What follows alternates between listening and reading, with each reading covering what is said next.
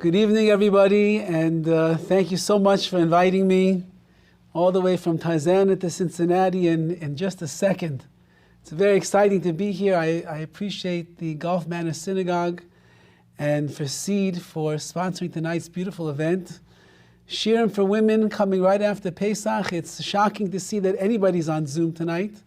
I would imagine people are still packing up all of their plates and their cups and their dishes and making sure that all of the Pesach things are put away, but it's really a schus to the women that they make the time to pull themselves away from their busy schedules, to, even though school probably started today or yesterday in most of the cities, and the kids need to do homework and there's bedtime, but you pull yourself away to learn some words of Torah is something that is very special, and it's a big shvach, it's a big praise about the community over there, and you should continue to go michal l'chal, from strength to strength in all of your tremendous growth, which is really what I would like to speak about tonight.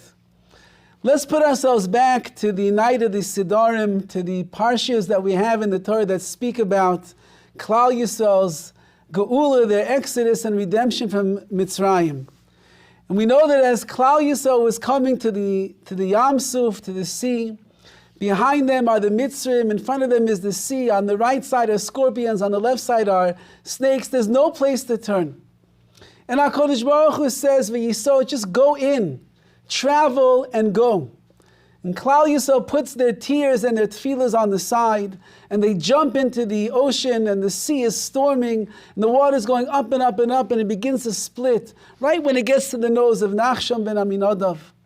And the Jewish people are going through, and they were in Kama v'Kama Nisim, so many miracles that Hashem made as they were going through the Yam. You can only imagine. It's the middle of the night. They're schlepping with their children, with their animals, with the gold, with the silver, with everything, all their possessions. And as they're walking through this Yam Suf, suddenly everything dries out. The ground itself is dry as you can imagine. There are fruits, succulent fruits to eat. As they're walking through, there's water and there's drinks for their children. Everything is peaceful, everything is calm, as best as it could be under these circumstances. And Klal Yisrael is going through, and they begin singing the greatest song of all time, Az Yashir, the Song of the Sea. And one of those verses that we have in the Az Yashir is, Ze Keli v'anvehu. This is my God, v'anvehu, and I will glorify him. And our Mefarshim Rashi points out in the Chumash there as well, that the Jewish people reached such a pinnacle of spiritual success at that moment in history, that they were literally able to point to the Shechina, to the Ribono Shel Olam, and they said, this is my God, and I want to glorify him with all of my heart and all of my soul. So Klal Yisrael, Rashi writes, that even that which the average maidservant saw as they were walking through the splitting of the sea was greater than the greatest of all prophets, or the greatest, most mystical prophecy, that of Yecheskel ben Buzi. So Klal Yisrael, man, woman, child, have been lifted up to the highest level that is humanly possible. They're more like malachim, they're more like angels than they are human beings. They're seeing the Ribono Shel Olam like no one has seen them before in history. The emotions, the surge of happiness, of joy, of the ecstasy that took place at that moment was overwhelming for Klal Yisrael. And at that particular moment, we could ask the following question. If they walk out of the sea and on this high level of ruchnius, where they're so elevated, they're so excited about serving HaKadosh Baruch Hu, and they are ready, as HaKadosh Baruch Hu himself says, Lech teich acharai bamidbar, they're ready to follow Hashem into the wilderness. They have no questions. Wouldn't it make very good sense that at this time HaKadosh Baruch Hu says, you're so high, you're so lofty, you achieve such levels in Ruchnius, in Kedusha, in Amunah with me, that right now I'd like to give you that which all of Yetzias Mitzrayim was made for, which is when Klal Yisrael will stand by Maimon Har Sinai, and we will receive the Torah's Hashem Tamimah, the perfect Torah from Hashem. Give it to us when we're in the enlightened stage. Give it to us when we are reveling in the emunah of Yetzias Mitzrayim.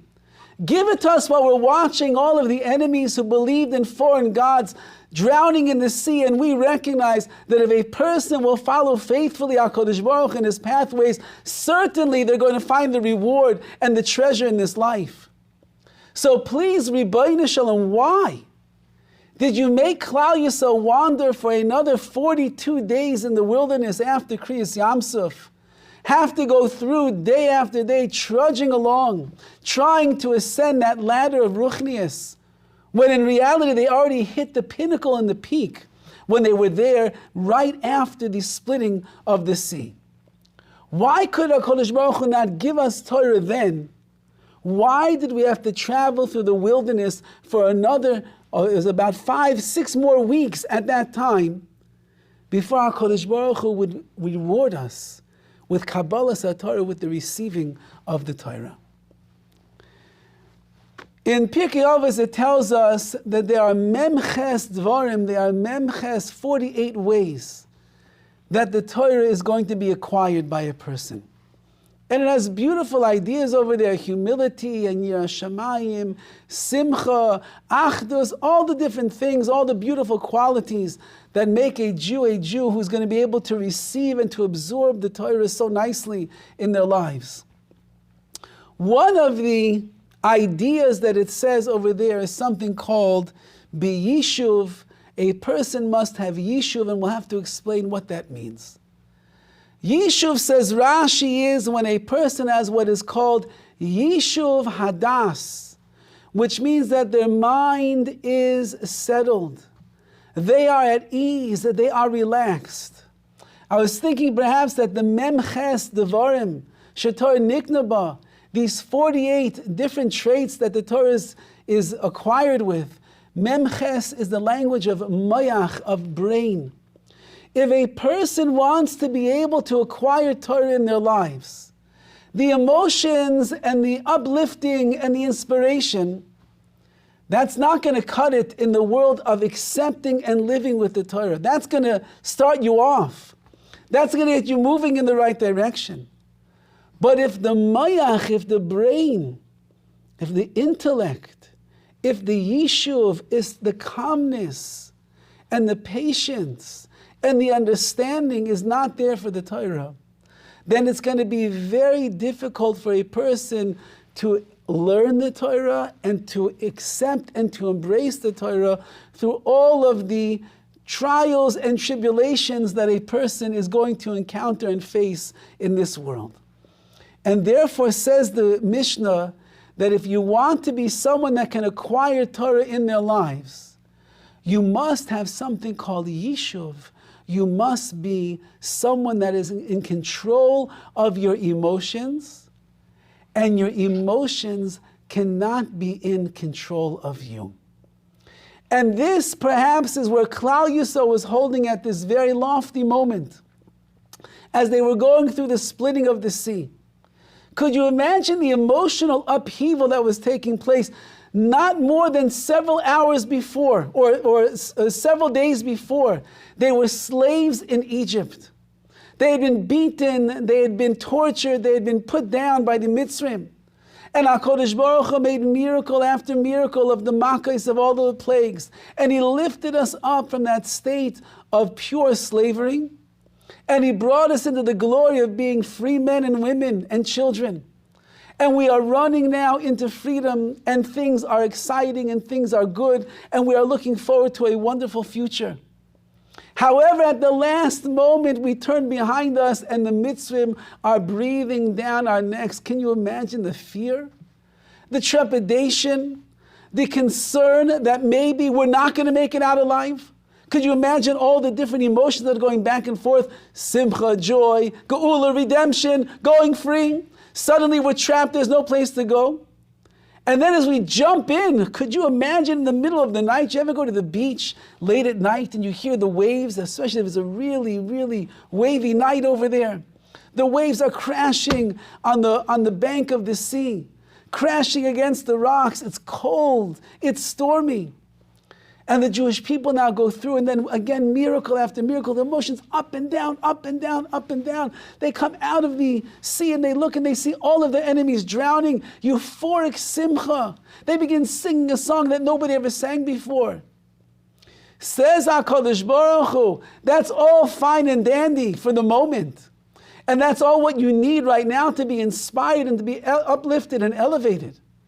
However, the reality of Torah doesn't rest upon inspiration and upon emotional freedom. The sanctity and the continuity and the embracement of Torah in one's life will come when a person is using their yishuv hadas, their moyach, their mind. When they are at ease, when they are calm, when they are aware of every single step along the way, what they are doing, how they are doing, why they are doing. When Klal Yisrael will come to that madrega, when they'll come to that level, says Hashem, then I'm going to be able to give you the greatest gift of all.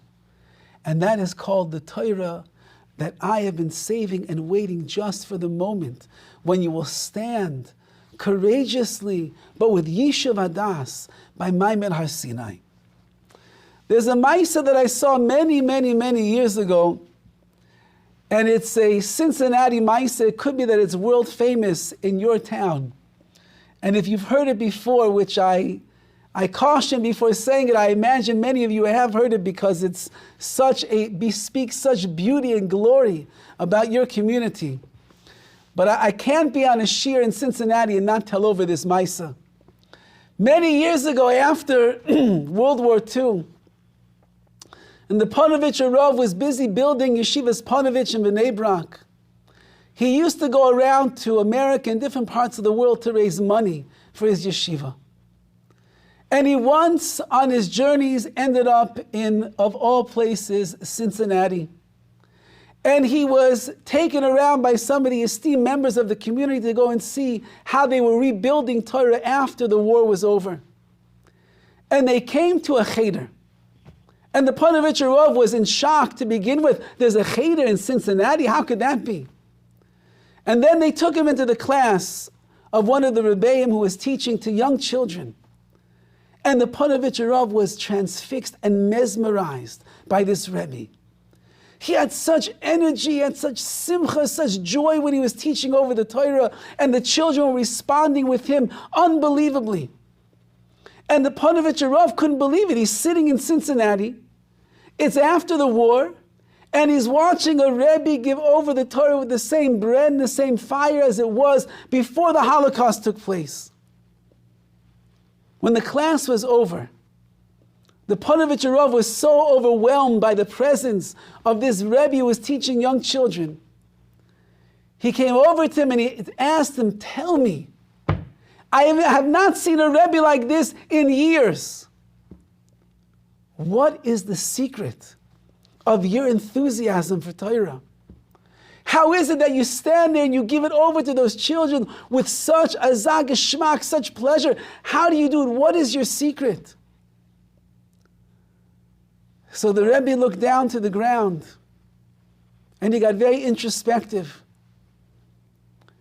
And he told them, Panovich Rav, it's true, there is a beautiful story behind this.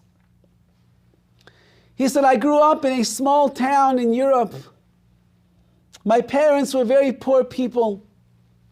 My father was the milkman of the town. He used to go around from place to place, from house to house, and sell gallons of milk.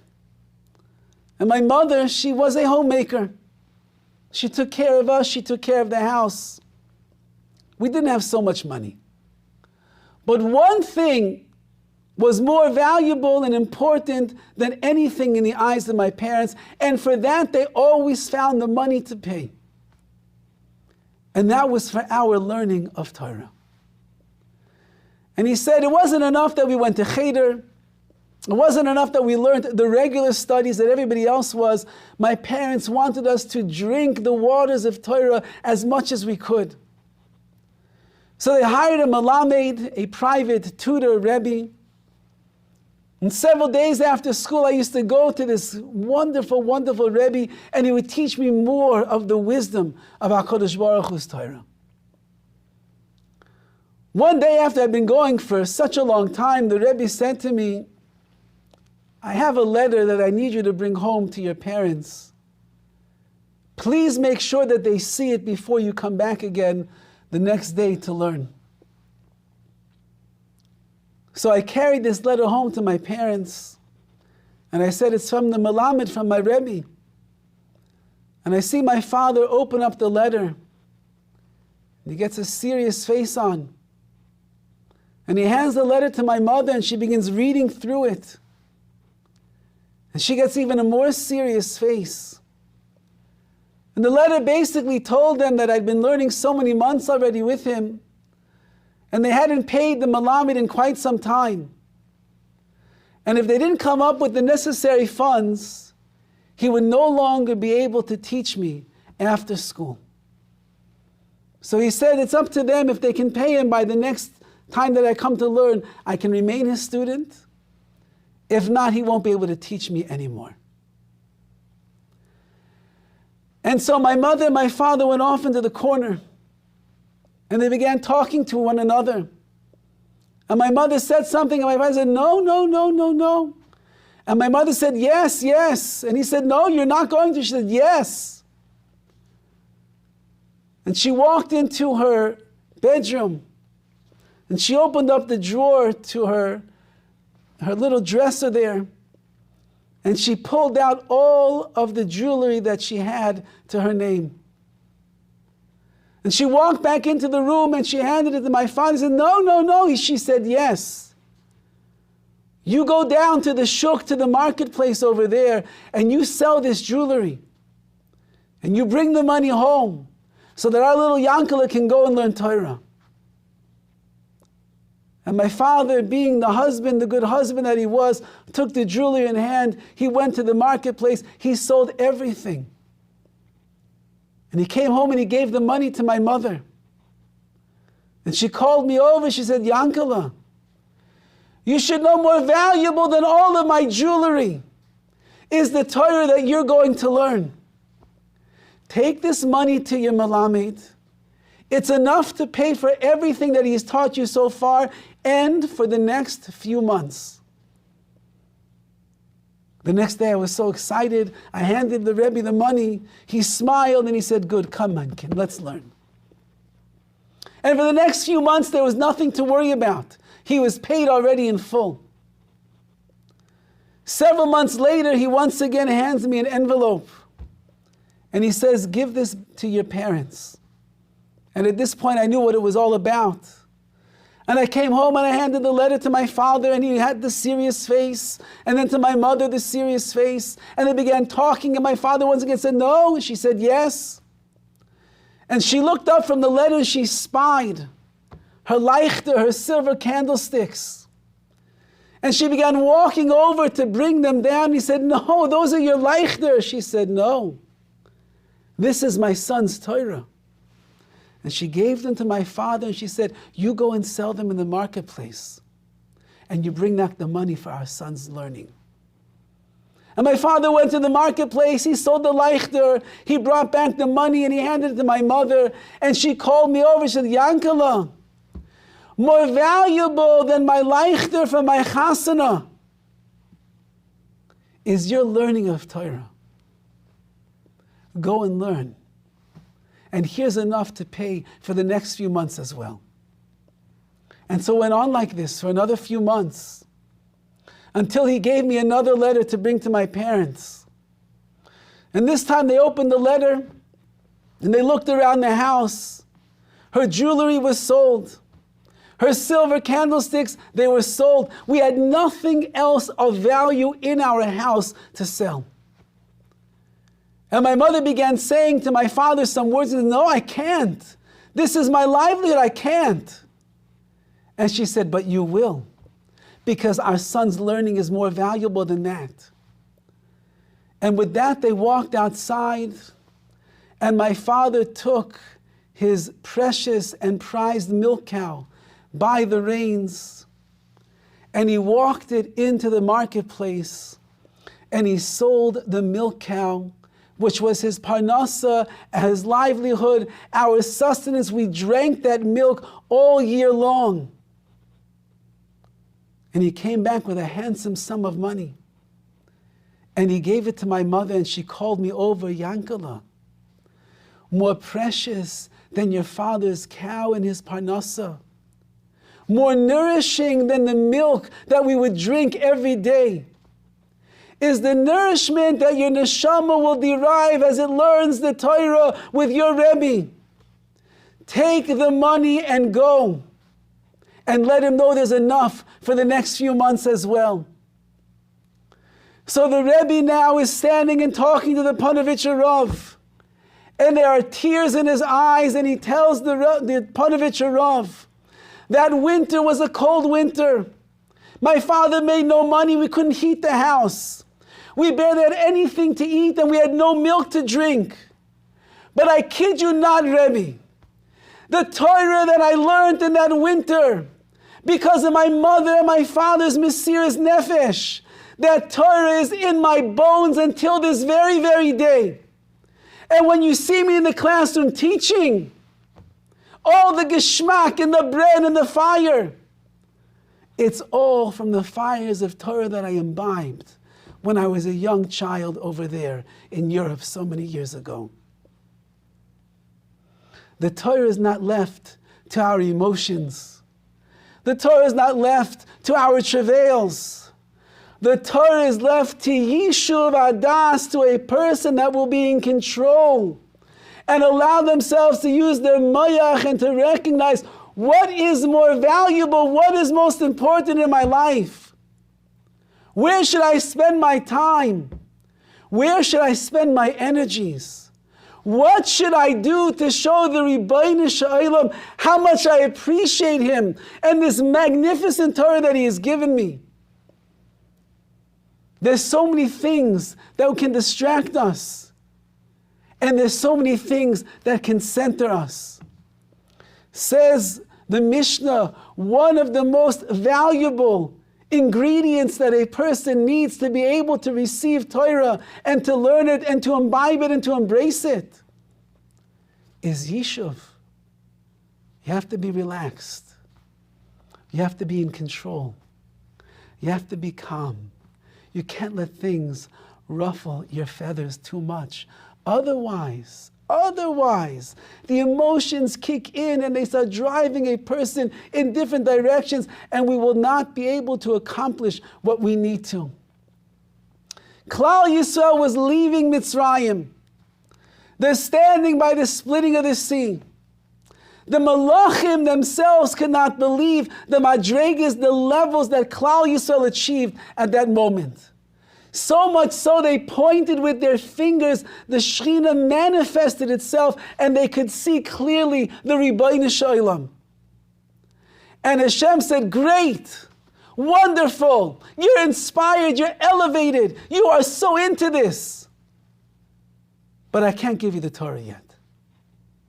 Because if you are not going to acquire the Torah on your own volition, if you are not going to make the efforts necessary for yourself, if you are not going to work day after day after day to acquire new levels of Kedusha, new levels of Tahara, of purity, new levels of mayach, of your mind, of your intellect, of your binas halev, your deep understanding, then you will not be equipped to be able to learn and keep and love the Torah in the proper way.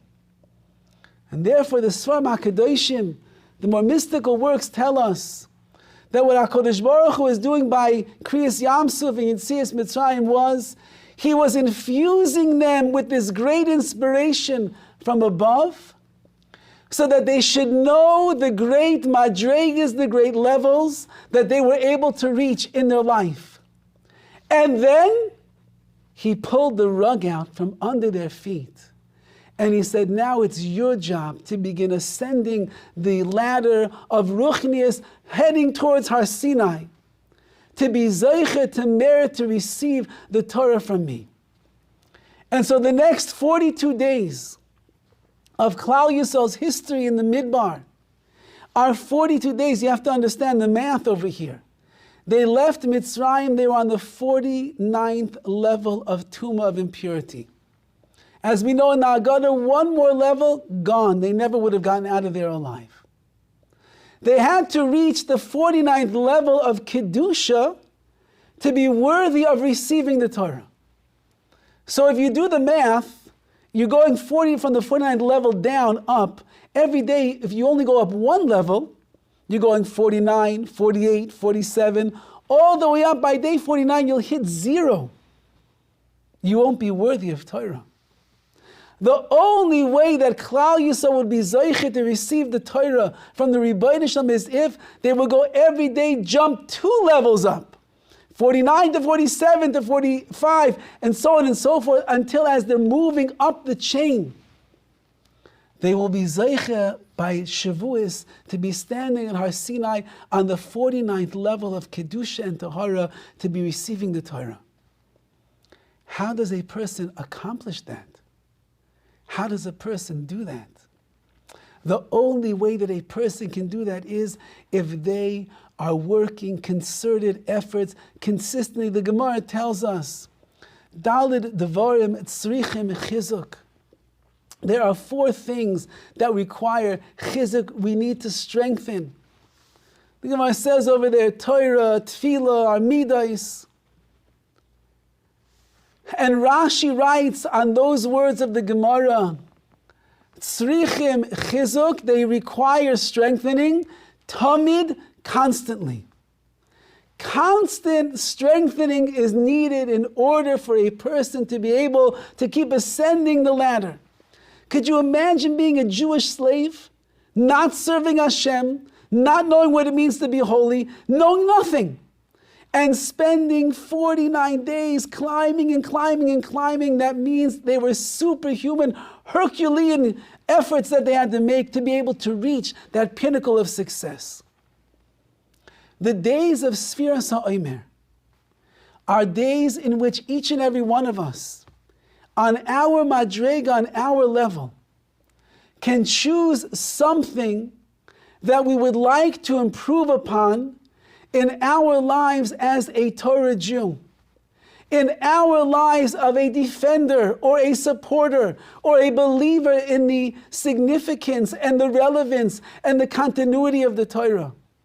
Some mitzvah, some hergish, some feeling of love and ahava that a person has not yet tapped into in the world of Torah and mitzvahs, that they know they could improve in, they could make themselves better in that area.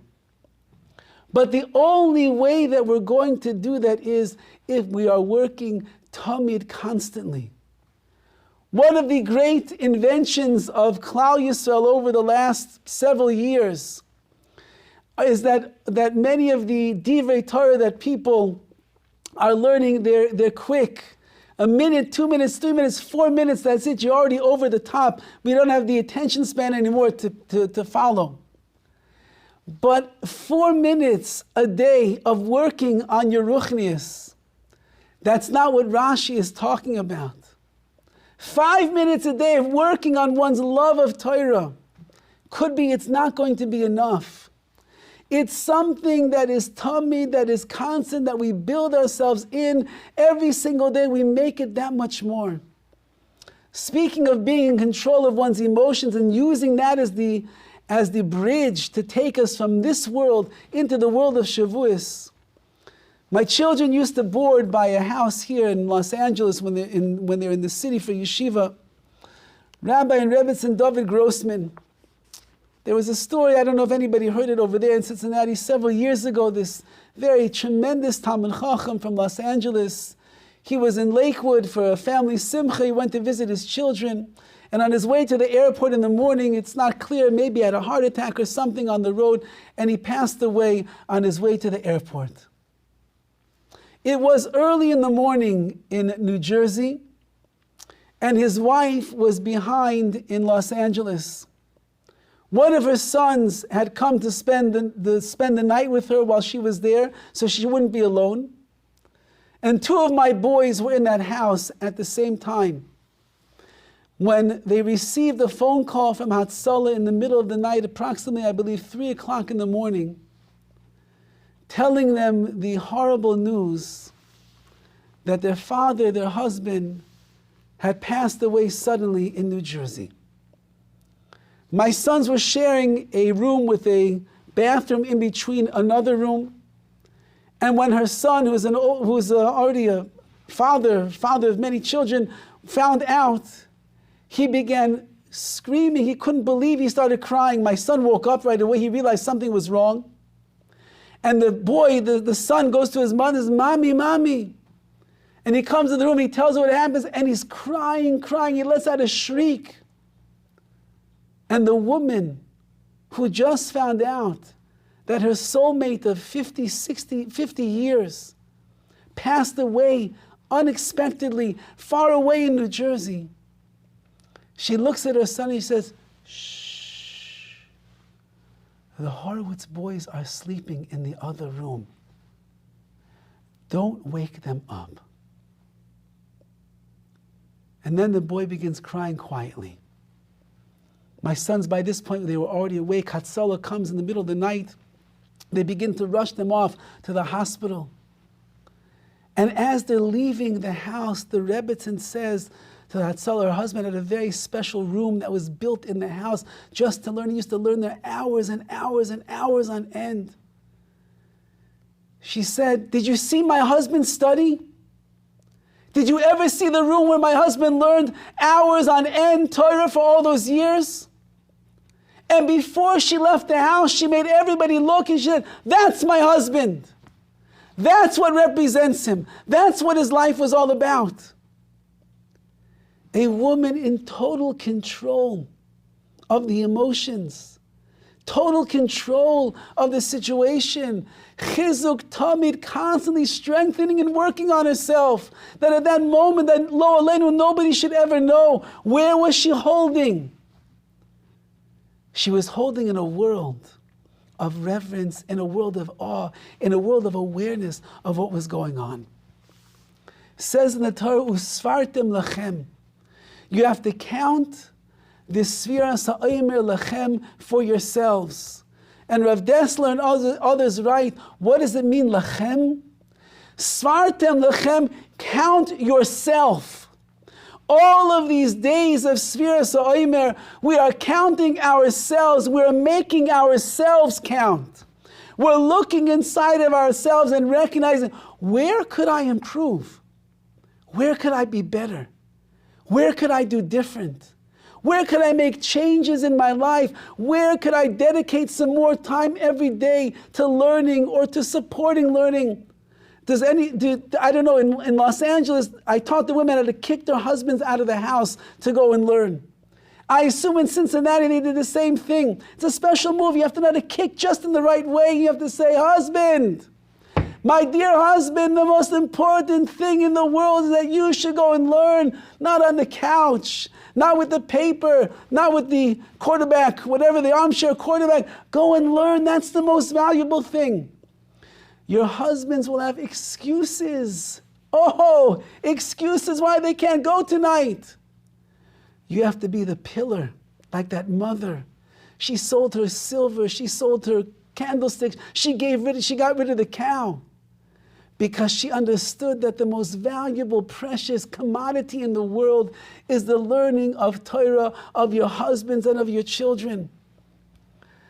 And if a person is not yet in the realm of marriage, or they have not yet been blessed with children, there are so many other ways that you can support Torah in your life. You can start a shir. You can make a group of people just get together, take a sefer in English. There's so many beautiful svarim in English today. So many beautiful books. Pick a topic of your interest, of your choice. Sit down and start learning together 5 minutes a day. 10 minutes a day, a few times a week. They broke up so many of this svarim, they broke up into daily learning sections already. It's so easy. Go help somebody else who's making a shir. Arrange, put things together, make the flyers, make the phone calls, make sure that people are coming. Every little bit of chizuk, of strength that you give to Torah is enormous in the eyes of Hashem. Because it shows that Torah means something to you. It shows how valuable it is to you. HaKadosh Baruch Hu gave over the Torah to Klal Yisrael. And he said, Ki lekach toiv nesati lachem. I'm giving you a wonderful gift. Toirasi al ta'azoivu, it's my Torah. Al ta'azoivu, don't abandon it, please, says HaKadosh Baruch Hu. You think it's so easy to part with the Torah? It's the mind piece, Seichel Elokis of HaKadosh Baruch Hu. It existed 2,000 years before the world was here. HaKadosh Baruch Hu waited and waited and waited for Klal Yisrael to rise to the occasion, and he says, take it. Al ta'azoivu, do not. I'm just asking one thing. Don't abandon it, please. And the Gemara gives a beautiful mashal. And it says over, what is the difference between a human being and HaKadosh Baruch Hu? A human being has heirlooms, has things that are of value to them, that are sentimental, that mean a lot. Sometimes, push comes to shove, for whatever reason it might be, they need to sell those objects. And as they're in the process of selling them off, or they're giving them over to somebody else as a gift, although there's a joy that comes with receiving the money, although there's a joy that they receive when they know somebody else is going to be happy from their hand-me-downs, nevertheless, if it's something that is very sentimental to them, there's a little bit of a pain that's in their heart as they're giving it over, because they realize they're never going to have it back again. Says HaKadosh Baruch Hu, I'm not like a human being. The Torah is the most sentimental, most precious, valuable thing in the world to me. But when I give it over to you, I caution you, al ta'azoivu, do not abandon, do not leave it, do not walk away from it. I'm so happy that you have it. And it pains me not that it's no longer in my reshus, in my possession. On the other hand, I'm overjoyed that it's in your possession. And whenever I think about this Gemara, I'm reminded of many years ago when I was a child. My parents saw that we had a lot of stuff piling up in the house, so they said, you know what, let's make a garage sale. Be a fun activity for us to have. Garage sale, you put all your wares on your front lawn, you advertise, people come, they pay you a few dollars and they walk away with your old stuff becomes new to them. So my mother had a rocking chair from the days when my sister and I were children. I was already, I think, maybe 12 years old at the time. My sister was 10 years old, and we were not having more children. And my mother looked at her old wicker rocking chair, nothing like we have today. Cushions, rocking back and forth, footrest, nothing like that. This was old wood and wicker, not comfortable, but the sentimental value that was in that chair. She nursed myself and my sister there. She decided, you know what? I don't need it anymore. It's just taking up space. Let's sell it by the garage sale. And the day is going by, and people are coming and going, and they're buying different things, and the chair is sitting there. And towards the end of the day, suddenly, a young couple get out of their car, and the wife is probably about 5-6 months pregnant. And they come walking into the garage sale, they begin looking at everything, and she lays her eyes on the rocking chair.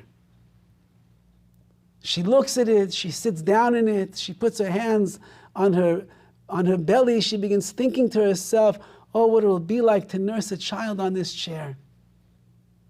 She looks at her husband and she says, I want this. And they walk over to my parents, how much? And they gave them the price, and the husband reaches into his pockets, he pulls out the appropriate bills and he says, here, we'd like to buy it. And of course, my mother was overjoyed that a young woman is one day going to be sitting on that chair nursing her own baby, of course. But there were tears in her eyes because she was giving over a piece of her life, a vestige of her memory, of what it meant to raise and to nurse and to bring up her own children. Says HaKadosh Baruch Hu, I'm giving you my Torah. Al ta'azovu. I'm so happy that you have it. Don't abandon it. Say the Mefarshim, why is HaKadosh Baruch Hu so comfortable just giving away the greatest gift? Because the Ribono Shel Olam is in the Torah itself. Yisrael Araisa v'Kudsha Brichu, the Jewish people, HaKadosh Baruch Hu and the Torah were all one. Inside the Torah is the Ribono Shel Olam, and therefore, when we have Torah, when we learn Torah, when we keep Torah, when we support Torah, when we improve the Torah in our homes, in our communities, we are not only embracing the Torah, but we are embracing and showing our love to Hashem. So as the Sefiras HaOmer continues to move along, it goes much faster than a person realizes. Every day, usfartem lachem. You have to count yourselves. You have to make yourself better and grow. You have to go up that ladder of ruchnius, of kedusha, of holiness, to be worthy of standing by Har Sinai on Shavuos and receive the Torah. So you have to think, what area in my Torah life needs chizuk tamid, needs to be strengthened? Is it my learning? Is it halacha? Is it being more positive and upbeat in my house to show my husband and my children just how great learning Torah is? Is it arranging for some of my friends? We have all these different chats and all the different things we have going on where we're so busy talking about so many different things. Let's make a group to learn together. Take a poll, 2 or 3 friends. What would you like to learn? Go onto Art Scroll, find a book over there in English. The sky's the limit of what we could accomplish. And when HaKadosh Baruch Hu sees a person making those efforts during the Sefiras HaOmer, he says, that's why I didn't cry a tear when I gave over the Torah to Klal Yisrael. Because I knew that thousands, 3,500 years later, in Cincinnati or Los Angeles or New York or wherever you might be, I knew there would be Neshei Chayo, the warriors, the women warriors of Klal Yisrael, the women of valor, that they would continue to uphold the Torah just as their mothers and their grandmothers and their imahos and the matriarchs did so many thousands of years ago. There's only one place that it says in the Gemara, as far as I'm aware, there's one place where it says that HaKadosh Baruch Hu cries over Torah. And it says several things, and one of the things it says is, a person, Yochel Lilmod, is able to learn and he doesn't learn. That pains HaKadosh Baruch Hu so much, he just begins to shed tears. Remember the Torah that he gave us with a smile on his face, with joy and with happiness, and he said, take it, I want you to live it. There wasn't a single ounce of remorse at all when he gave it over. But if he sees Klal Yisrael, who have opportunities, and they have chances, and they could learn more, and they could do more for Torah, and they don't, on that says the Gemara, Tivga nafshi b'mistorim, HaKadosh Baruch Hu sheds a tear, tears, in his private chambers. Because then the giving of the Torah seems to have been for naught. So as we go through Sefiras HaOmer, and we're svartem lechem, we are counting for ourselves, we're counting ourselves. And we're lifting ourselves up every day a little bit more. It doesn't have to be, you don't jump on a ladder. Nobody ever jumped on a ladder and made it to the next rung. You climb the ladder cautiously so that you make sure that your foot is on the rung securely. And then you go to the next level and the next level till you get to the top. The only way to climb the ladder towards Shavuos is one rung at a time, 49 days. Little by little by little. Don't jump. Nobody can jump in Ruchnius and survive. But you could go with concerted efforts, little by little, step by step, one day after another, 5 minutes after another 5 minutes. In the yeshiva of Kelm, They used to have what's called the 5-minute Seder. 5 minutes of learning. Every day at a certain time, the boys would sit down and they would open up whatever sefer it was, had to be the same sefer every day. 5 minutes a day, no more, no less. Why did the altar of Kelm say such a learning was necessary? To teach a young man that with 5 minutes a day, look what you could accomplish. At 5 minutes a day, and the next day, after 1 year, you finish the sefer. Maybe it takes 2 years, maybe it takes 3 years. Rav Moshe Feinstein, Zeichet Tzadik Livrocha, once made a siyum on Shas. And about a week or so later, he called up another 10 people. He said, please come to my house. I'm making a siyum on Shas. So everybody came there and they didn't understand. A week ago, he made a siyum on Shas. We know that he learns a lot, but nobody learned Shas in a week.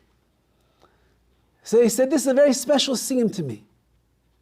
This is my 5-minute siyum.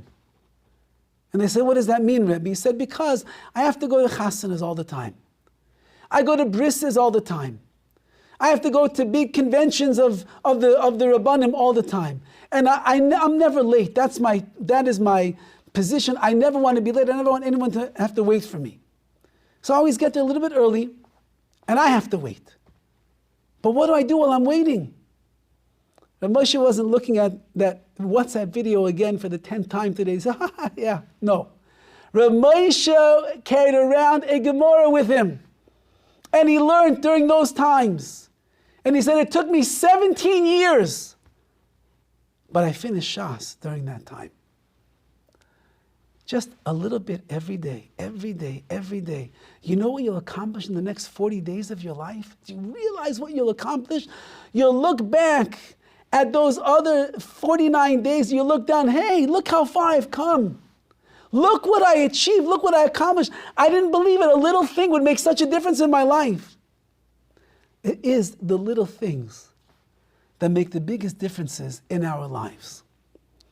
There's a beautiful ma'isa that you can't tell a shir to women about Shavuos and Sefiras ha'Omer without telling this ma'isa. There was a woman, this is a much more recent story. There was a woman, let's call her Rivka. And she worked in an office place with many other women, and their boss was a woman who was celebrating her birthday. And all the women got together and they decided, you know what? It's always good to find favor in the eyes of the boss. Let's make her a surprise party tomorrow. Let's make her a birthday party. She's going to get so excited. She won't be expecting it. And they said, Rivka, you're the best cake maker in the whole world. You make the most amazing cake ever. And the boss will be so wowed, it'll stand us all in good place in her eyes. She says, you know, that's a great idea. I know a cake, it's like a 3, 4, 5, 6, 7 layer cake, different colors, frosting, all different things. I'm going to do it when I go home. So Rivka stops at the store on the way home. She buys all the ingredients that she needs. And she comes home, she gets busy to work. Her son Moshe comes home from yeshiva that day. Ma, you're not going to believe it. What, Moshe, what? We're making a siyum tomorrow in class. We finished the whole parak in the Gemara. We're making a siyum. And my Rebbe told us you have to put on your Shabbos clothing, and there's going to be nash, it's going to be a whole masiba, a whole party. And I told my Rebbe that my mommy makes the best cakes in the world, and she's going to make a cake for our siyum.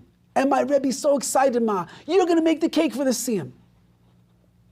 She said, oh, okay, I'm in the middle of making another cake right now, and it's a very big project. She said, Ma, I need you to make the cake. I promised my Rebbe.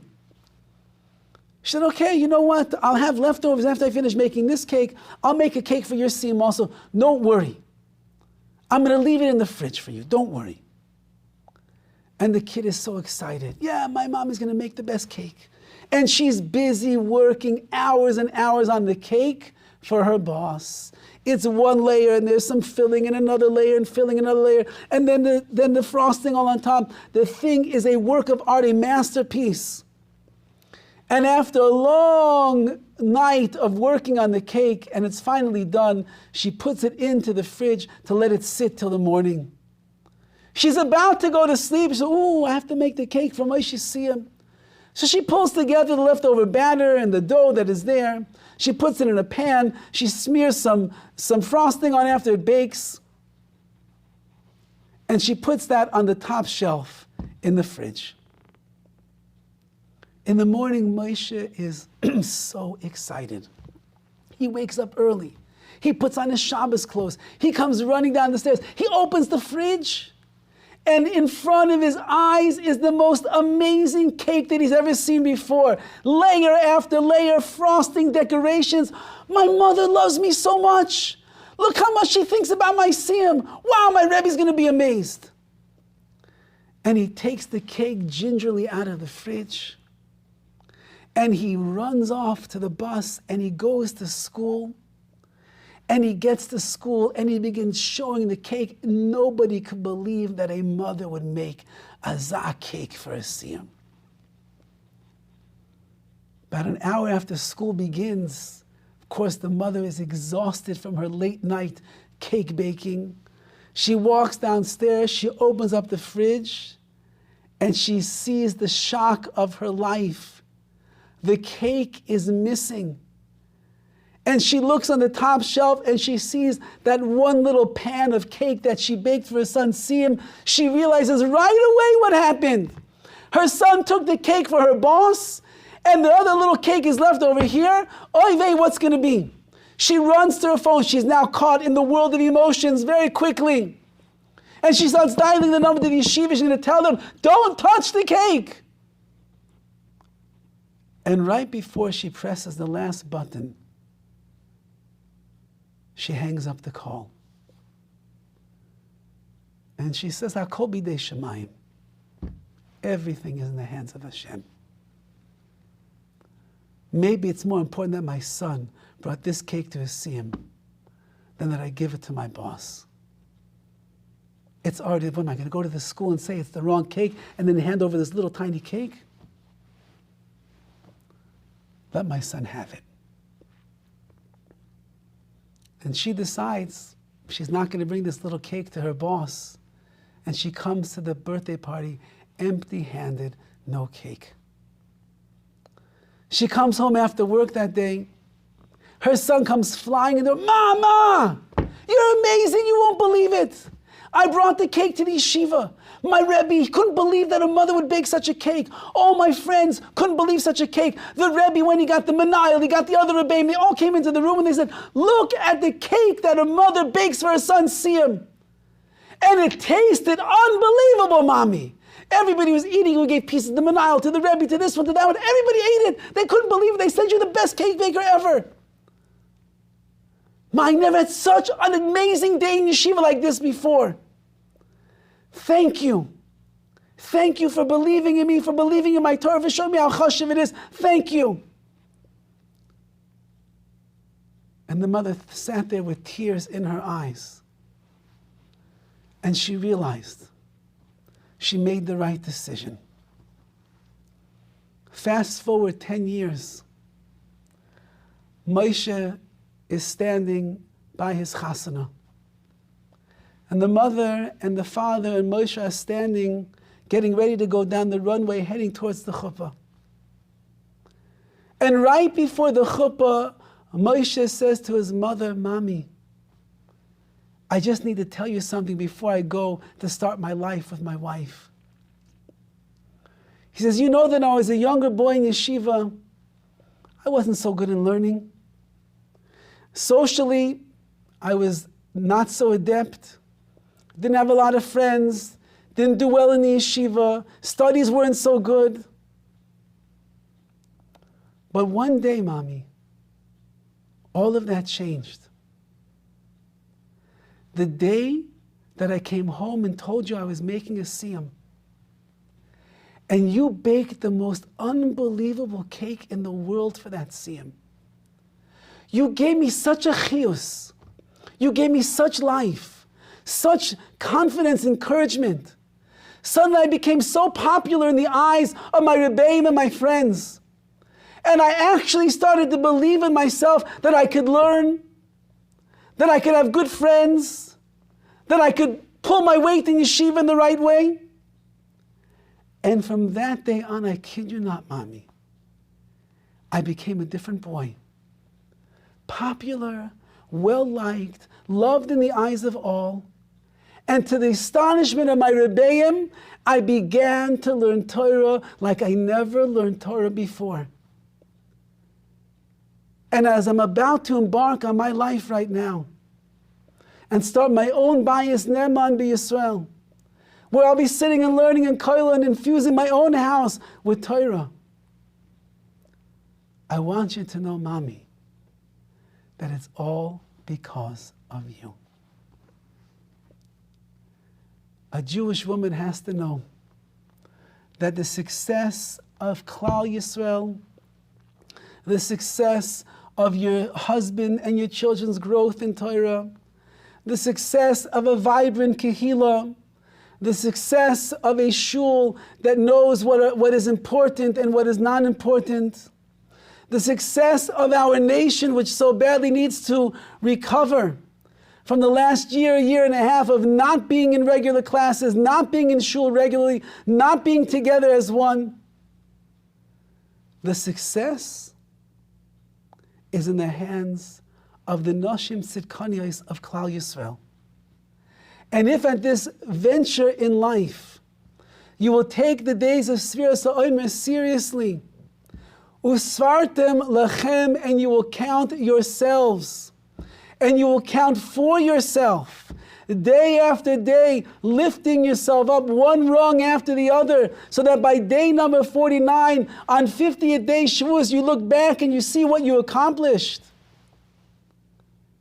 It will be the greatest zechus for yourself, for your husbands, for your children, for your kehillos.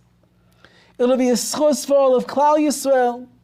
It'll be a nachas to the Ribbono Shel Olam, like he said, when I gave you the Torah, it was besimcha rabbah, because I knew that I was entrusting it to a nation that thousands of years later would still be holding on to my Torah and still loving my Torah with all of their heart and all of their soul.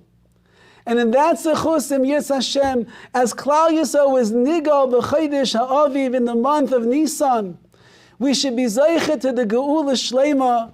For Klal Yisrael's waiting thousands of years already. It will come together ba'achdus and learn and grow and continue moving up the ladder of Ruchnius. We should all be zeichet to the geula shleima b'imheira v'yameinu.